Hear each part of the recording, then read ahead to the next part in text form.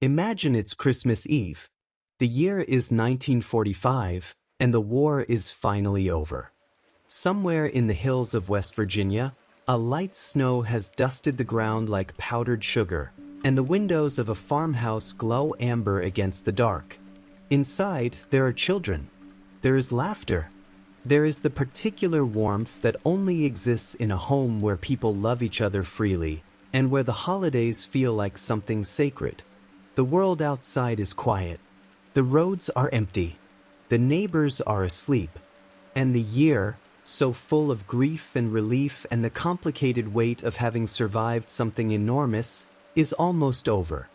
A few more days and it will be 1946, and everything that came before can begin, slowly, to recede.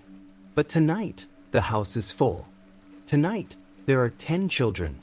There is a mother who stayed up a little too late, worrying the way mothers do, about nothing in particular and about everything.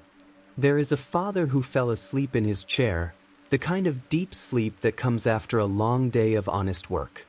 There is a Christmas tree somewhere in that house, and there are gifts, and there is the particular hush that settles over a family after celebration winds itself down and everyone retreats toward sleep. Tonight, everything is ordinary. And then, just after midnight, something changes. Something in the air, or in the walls, or in the soft machinery of the night shifts, almost imperceptibly at first, and then with a suddenness that leaves no time to think, no time to prepare, no time to do anything except run toward a sound no parent should ever have to hear. By morning, 5 of those children will be gone. Not found. Not buried. Not mourned over in the usual way. Just gone. And for the next 23 years, their parents will look for them. In faces on the street, in letters from strangers, in photographs that arrive without explanation. They will erect a billboard in front of their home. They will hire investigators. They will write to politicians and sheriffs and anyone who would listen. They will never stop looking. This is the story of the Sodder family. This is the story of a Christmas Eve that no one has ever been able to fully explain. And this is the kind of story that lives in the quiet hours, the kind that follows you gently, long after you've closed your eyes. Settle in. Make yourself comfortable. We have some time. To understand what was lost, you first have to understand what existed. George Sodder had come to America the way so many did, with very little and with a great deal of hope. He was born Giorgio Sodder in Sardinia in 1895, and he arrived on American shores as a young man, carrying the particular combination of ambition and stubbornness that tends to define people who leave everything familiar behind and start again from nothing in a country where they don't yet speak the language. He settled in Fayetteville, West Virginia, which was coal country, hard country, the kind of place where a man could build something if he was willing to work without complaint. George was willing. He worked in the mines for a time. He drove trucks. He saved money with the careful, almost austere discipline of someone who had known real want and never intended to know it again. Eventually, he started his own hauling business. It wasn't glamorous work, but it was his, and it was steady, and it gave him the thing he wanted most, the ability to provide. His wife, Jennie, was also of Italian descent, strong, practical, devoted in the way of women from that generation and that background who understood that family was not a sentimental concept but a living, daily practice. She ran the household with the quiet efficiency of someone who had never had the luxury of doing otherwise. She cooked. She managed. She kept the accounts of a busy, loud, overflowing domestic life without losing her composure or, from all accounts, her warmth. Together, George and Jennie had 10 children.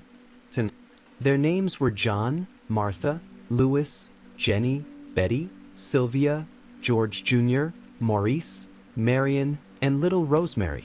They ranged in age from infancy to early adulthood, and the house, a large 2-story structure that George had built himself on Beach Creek Road, was never quiet for long. Neighbors remembered the Sodder home as a lively place. Not chaotic, but full of noise and motion and the particular energy of a large family that genuinely seemed to like one another. The older children helped with the younger ones. George was known in the community as a fair man, a generous man, someone who would help a neighbor without being asked. Jennie was beloved in the way that capable, kind women often are in small communities, quietly essential, never self-aggrandizing. They were not wealthy, but they were comfortable. They had their home, their truck business, their children, and a life that, by the standards of the time and place, represented something genuinely good. George was not shy about his opinions. He had strong feelings about politics, about Mussolini, about the war, and in a community with many Italian-American residents, some of those opinions were not universally popular. He had publicly criticized Mussolini at a time when not everyone felt safe doing so, and he was the kind of man who, when he believed something, said it plainly and did not particularly care whether it made him enemies. It probably made him some enemies. 5 of the 10 Sodder children would not survive Christmas Eve, 1945. Their names were Maurice, Martha, Louis, Jennie, and Betty. They were 14, 12, 9, 8, and 5 years old, respectively. They were real children. They had favorite foods and bad habits and opinions about things. They fought with their siblings and loved their parents and probably complained about chores and stayed up past their bedtime when they thought no one would notice. They were, in every ordinary and extraordinary way, alive. And then, in a matter of hours, the question of whether they continued to be alive would become the defining agony of their parents' remaining years. December 24, 1945, began the way Christmas Eve tends to begin in a house full of children, with anticipation so palpable it's almost its own presence in the room. The Sodder home was decorated for the holiday. There was a Christmas tree. There were presents waiting. The younger children were buzzing with the particular restless excitement that adults spend years trying to remember the feeling of, and the older ones were performing a careful, self-conscious nonchalance that fooled no one. George and Jennie had been busy with the preparations. There was food, the kind of abundant, labor-intensive Christmas Eve meal that Italian families treat as both a religious observance and a competitive sport. Extended family had visited. There had been noise and laughter and the comfortable disorder of a holiday gathering. By all accounts, it was a beautiful evening. The older Sodder children, John, Martha, and some of the others, had been given permission to stay up a little later than usual. It was Christmas Eve. The rules were slightly softer. George himself, exhausted from a day that had begun early and ended late, settled into his chair and fell asleep. This was not unusual. George was a working man who rose before dawn, and there was only so much even the warmth of Christmas could do against the pull of genuine fatigue. Jennie stayed up. She moved through the house with the particular quiet industry of a mother who uses the rare stillness of late evening to accomplish the things that can't be done with 10 children underfoot. She put things away.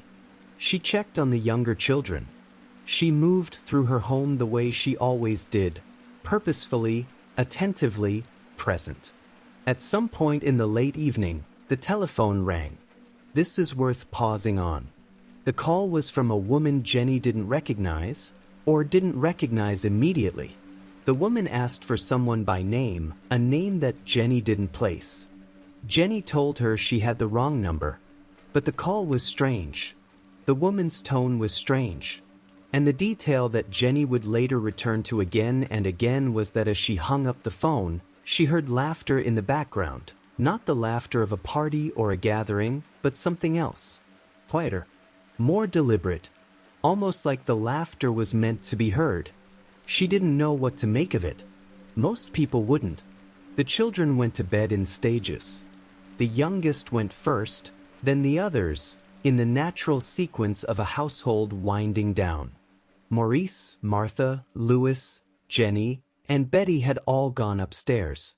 George Jr., John, Sylvia, and the others had settled as well. The house grew quieter. The fire in the fireplace burned lower. George slept in his chair. Jennie eventually went to bed herself. Sometime after midnight, she would later say, though she had trouble sleeping. There was something unspecific bothering her. Something she couldn't name. The kind of low-grade unease that sometimes precedes nothing at all, and sometimes precedes everything. Around 1 o'clock in the morning, Jennie woke to something. She would describe it differently at different times. A sound, a smell, a feeling. The specifics varied the way memory always does when it has been pressed too hard by grief and repetition. But what she woke to, in the most concrete terms, was smoke. The house was on fire. She woke George. George came awake immediately, fully, the way parents of young children learn to, already moving, already reaching for the door before he was entirely conscious of why. Sylvia, who was 7 years old, was in the room with them. She was fine. She was frightened, but she was there. The smoke was thicker in the hallway. The fire was somewhere in the upper portion of the house, moving with a speed that would later become one of the central mysteries of this case. George moved toward the staircase. He couldn't reach it. What happened in the next few hours belongs to a category of human experience that language was not really built to hold. The desperate, specific terror of a parent trying to reach their children through something that will not allow it. George Sodder was not a small man. He was not a timid man.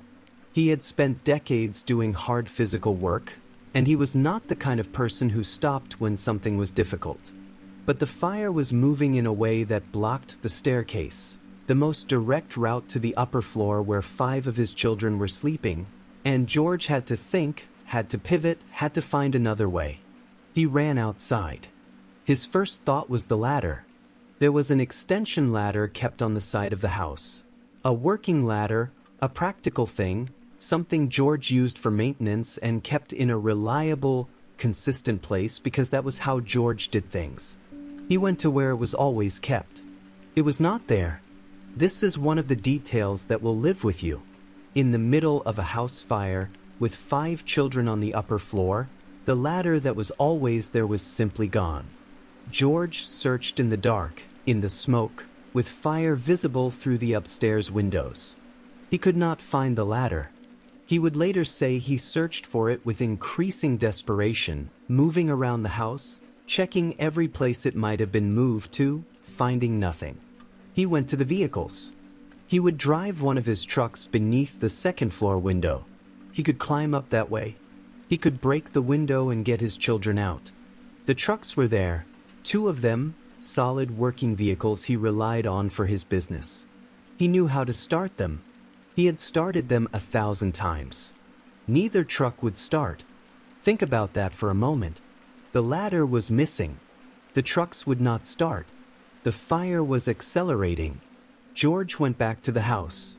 He tried to climb the outer wall, looking for handholds, finding none sufficient to hold his weight against the heat. He tried to reach the windows from the ground. He tried to push through doors that the fire had already made impassable. He was not standing still. He was not accepting what was happening. He was fighting it with everything he had, and everything he had was not enough. Jennie and the children who had escaped, Sylvia and the older ones who had been on the ground floor, were outside now, watching. Sylvia would later describe seeing her parents trying to reach the house, seeing her father attempting the impossible while the fire took hold with a speed and completeness that none of them could understand. George ran to a neighbor's house to call the fire department. This was the middle of the night, in a rural area, in 1945. There was number 911. You called the operator, you called a specific number, you hoped someone answered and acted quickly. George called. He got through. Help was coming. But the phone lines to the Sodder house were down. This would later be determined to have been the case before the fire started, meaning that if anyone inside had tried to call for help, they couldn't have. The lines were already out. The fire department arrived, but not immediately. The nearest company was several miles away, and the roads at that hour, on that terrain, were not forgiving. By the time they arrived, the fire had been burning for some time. The fire chief, F.J. Maurice, would later say that the house burned unusually fast, that by the time the department reached the scene, there was very little left to save. When the fire was out, and the smoke had thinned, and the terrible work of assessment began, a search was made for the 5 children. John, George Jr., Marion, and Sylvia were accounted for. They had escaped, or been on the ground floor, or had gotten out by other means. Maurice, Martha, Louis, Jennie, and Betty were not found. Not their bodies, not their remains, not anything that could be clearly identified as having once been a child. The family would be told they had perished in the fire. The case would be closed almost before it had begun, and George and Jennie Sodder would spend the rest of their lives being unable to accept that explanation because it didn't explain enough, because the pieces didn't fit, because something about the night of December 24th, 1945 had not been an accident, or so they believed. And when you look at the details, it is genuinely difficult not to understand why. In the days immediately following the fire, the official response moved quickly, perhaps more quickly than a case of this nature should have. Fire Chief F.J. Maurice examined the site and reached his conclusion with a speed that the Sodder family would later find troubling. The fire, Maurice determined, had been the result of faulty wiring. It was accidental. The 5 missing children had perished in the blaze, and their remains had been consumed by the heat. Case closed. Tragedy noted. The family was left to grieve. There were problems with this conclusion from the beginning. The first, and perhaps the most viscerally disturbing, was the absence of remains. House fires, even devastating ones, do not typically consume human bodies entirely. Bones are extraordinarily resistant to heat. Forensic pathologists will tell you that even cremation, which reaches temperatures far exceeding those of a structural fire, does not fully destroy skeletal remains. Fragments persist. Teeth persist. Even in the most intense fires, there is something left. There was nothing. No bones. No teeth. No fragments of any kind that could be confidently identified as human remains. The family noted this. Investigators hired by the family noted this. And yet the official ruling stood. The Sodders were not satisfied. They were not the kind of people who were built for quiet acceptance of things that didn't make sense, and the official explanation was, to them, riddled with things that didn't make sense. They began asking questions. They began looking for answers on their own, because it became clear, relatively quickly, that the official channels were not going to provide them. An insurance investigator named Grady Donahue was brought in, not by the family, but in the ordinary course of an insurance claim. Donahue was a professional. He examined the site, examined the evidence, and came to conclusions that diverged significantly from those of the fire chief. Donahue found the fire suspicious. He found the speed of the blaze unusual. He found the absence of remains inexplicable in the context of a standard structural fire. He noted the missing ladder, the vehicles that failed to start, the phone lines that were already down. He noted that the fire had not, apparently, spread from the location where faulty wiring would have caused it to start. His findings were noted and then, largely, set aside. The family obtained a death certificate for the 5 children because the law required some resolution, some official accounting, and the pressure to close the case was constant and came from multiple directions. George signed the certificate, though by his own account he did so under duress and with the explicit and clearly stated belief that his children were not dead. The official conclusion was that they had died in the fire. The official conclusion was also, in the opinion of the family and of several investigators who would examine the case over the following decades, almost certainly wrong. The details of that night accumulate in the mind like water finding the lowest point of a room. Quietly at first, and then with an insistence that becomes impossible to ignore. Begin with the latter. George Sodder was an organized, practical man. He ran a hauling business. He owned and maintained equipment. He knew where his tools were because in his line of work, knowing where your tools were was not optional. The extension ladder was kept in a specific place on the exterior of the house. It had been there for years. It was there regularly enough that George did not have to think about where to look for it. He simply knew. On the night of the fire, it was gone. In the days afterward, the ladder was found at the back of the property, in a location that made no practical sense, nowhere near where it had been stored, nowhere near where it might have been moved for any legitimate reason. It had been relocated. Someone had moved it. The question was whether that someone had moved it on Christmas Eve before the fire started, which would mean that someone had deliberately taken away the only means George had of reaching the upper floor. No satisfactory explanation for the moved ladder was ever offered. The vehicles are equally troubling. George's trucks were his livelihood. He maintained them with the attentive, almost anxious care of a man who understood that a broken-down truck was a day without income. He knew those vehicles. He had driven them that very day. And yet on the night of the fire, when he ran to start them and drive one beneath the upstairs window, both vehicles refused to start. In the aftermath, one of the trucks started without difficulty. Just started, turned over on the first try, as if nothing had ever been wrong with it. George started it himself, standing in the ruins of what had been his home, and could not understand what had happened the night before. No mechanical defect was ever found. No explanation was ever offered. Then there is the matter of the telephone lines. Telephone lines in rural West Virginia in 1945 were not perfectly reliable. Outages happened. Storms could knock them out.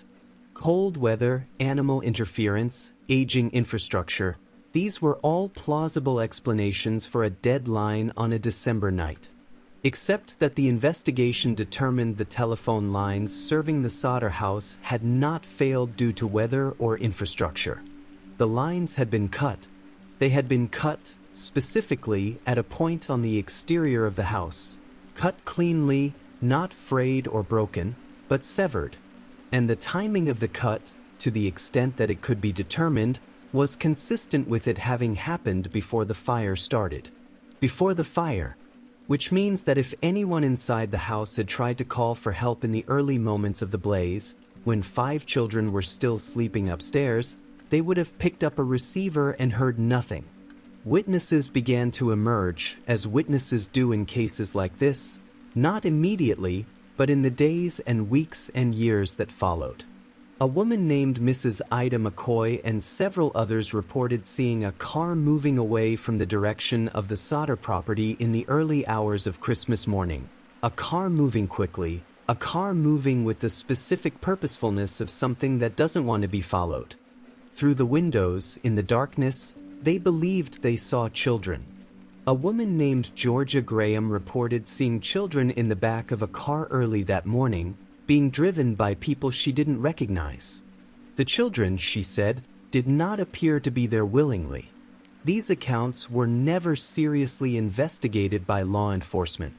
And then there is the matter of the man who had visited George Sodder several months before the fire. George's oldest surviving daughter would later describe a man who had come to the Sodder property in the spring or summer of 1945, ostensibly looking for work. George had no work to offer him, but the man had lingered, had walked around the exterior of the house with a specific, unhurried attentiveness that George and his daughter found unsettling. He had looked at the fuse box. He had noted the layout of the property with what seemed like professional interest. Before he left, he said something to George. The exact words varied in different retellings. Memory is not a recording, and this was a casual, outdoor conversation that no one was documenting at the time, but the substance was consistent across accounts. He made some remark about fire, about how a man's business or his family could be destroyed. about how quickly things could burn. It may have been nothing. Idle conversation. A failed attempt at dark humor from someone who was simply strange. Plenty of people are simply strange. But it also may have been exactly what it sounded like. A warning. Or a threat. And there is one more detail that belongs in this accounting. The fire itself, by multiple accounts, burned with an intensity and speed that professional observers found unusual for a residential structure fire in that era. The house was consumed remarkably quickly. The heat was reportedly extreme.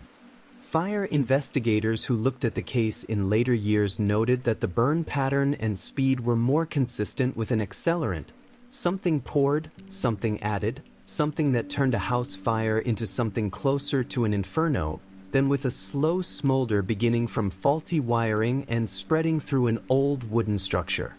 Faulty wiring, as a cause of house fires, does not typically produce those results. Something burning with chemical assistance does. George and Jennie Sodder did not grieve in the traditional sense. They could not. To grieve is to accept, at some fundamental level, that the thing you are grieving is real, that the loss has a shape and a finality that can be mourned and then, incrementally, over time, integrated. George and Jennie had been given an explanation for their children's disappearance that they did not believe, and that the evidence, in their view, did not support. And so they did not grieve. They searched. In the years immediately following the fire, George used his own money from the trucking business, money that might have gone toward a dozen other things, to hire private investigators. One after another, these investigators took the case, examined the evidence, followed the leads, and came back with either nothing conclusive or with findings that deepen the mystery rather than resolving it. Some investigators found the case compelling and troubling. Some found it cold and frustrating. None of them found the children. George began writing letters. He wrote to state officials, to the governor of West Virginia, to anyone in a position of authority who might choose to look at the case again with fresh eyes. He wrote with the dogged, repetitive persistence of a man who understood that the most powerful tool available to someone without institutional power is the refusal to be silent. Most of the letters went unanswered or received polite, carefully worded responses that said nothing. And then George did something that transformed a private grief into a public question. He erected a billboard on his property, alongside Beach Creek Road, where anyone driving past could see it. The billboard showed photographs of the 5 missing children, Maurice, Martha, Louis, Jennie, and Betty, and asked, in plain language, whether anyone had seen them. It offered a reward. It provided contact information. It stood in front of the Sodder house like a declaration, like a refusal to pretend that this was over, like a father saying to the passing world, "These children exist, and I am still looking." The billboard stood for years. Passing cars slowed to read it.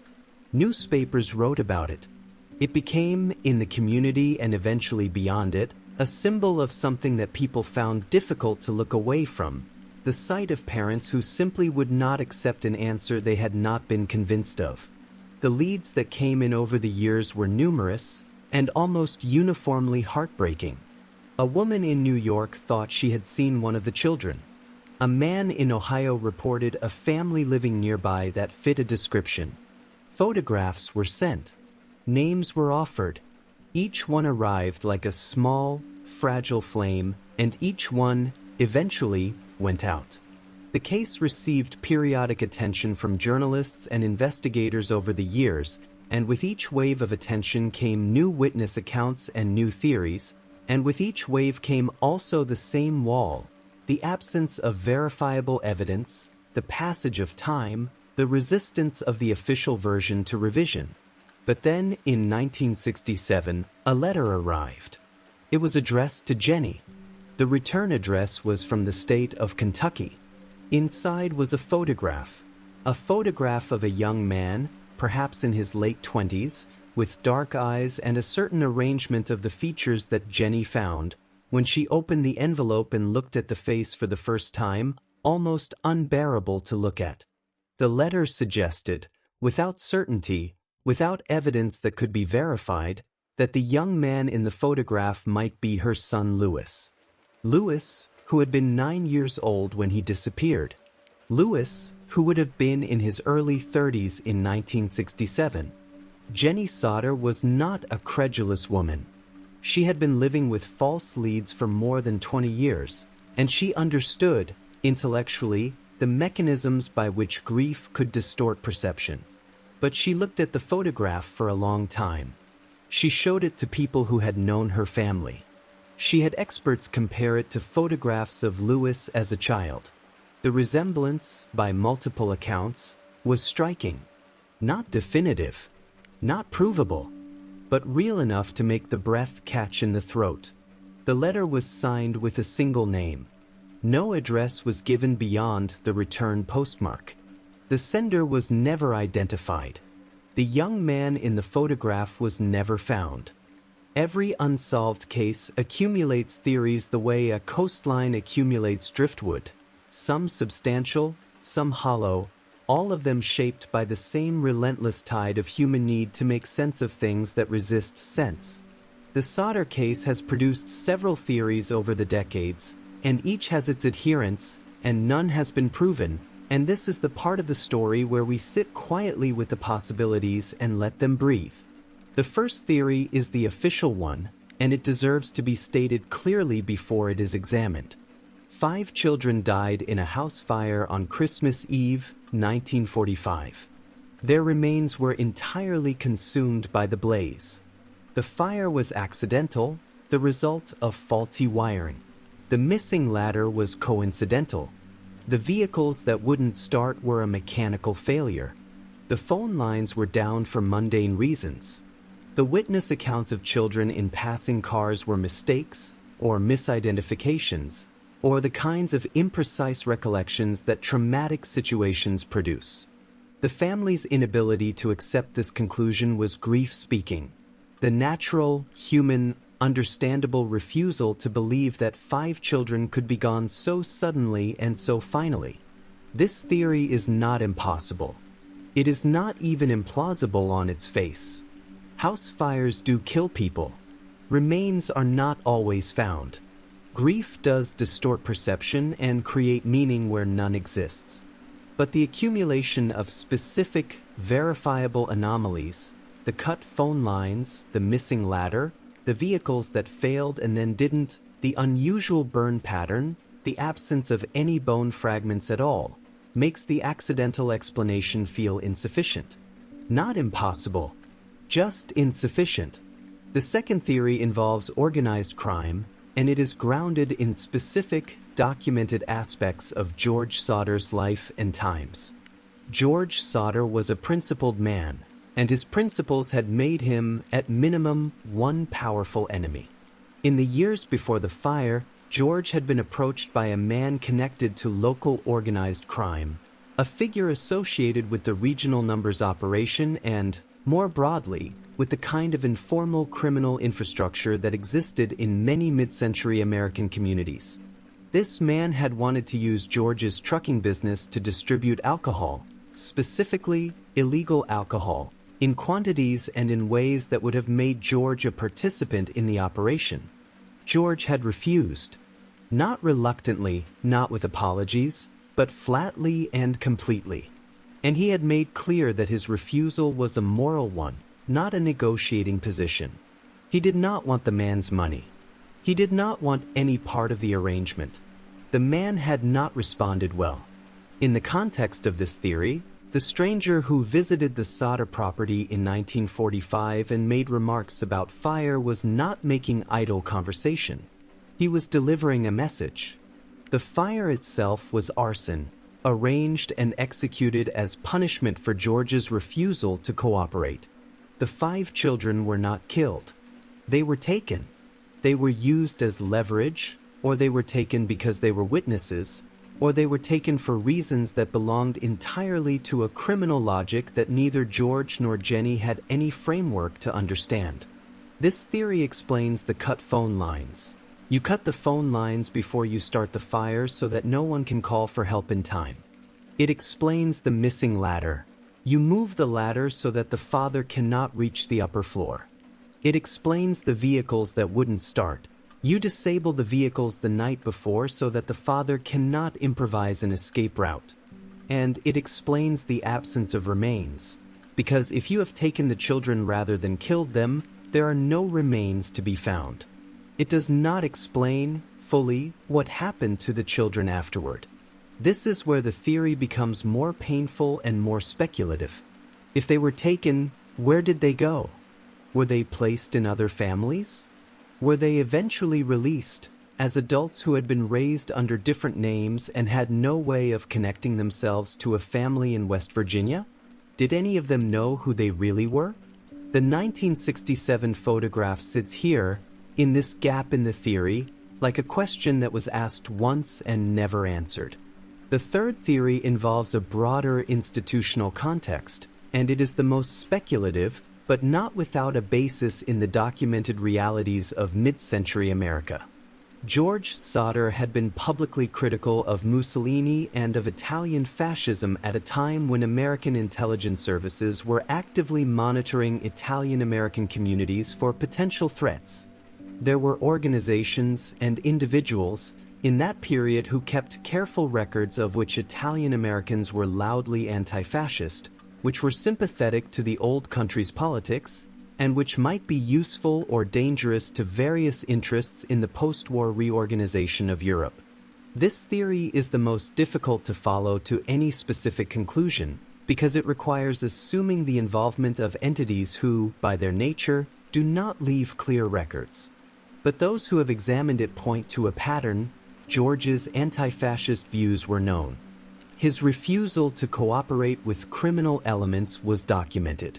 The fire happened at a specific historical moment, in a specific community context, and the official investigation was closed with a speed that was consistent with someone not wanting it to be opened. What all of these theories share, and what makes the Sodder case genuinely unusual among unsolved American mysteries, is that none of them require the impossible.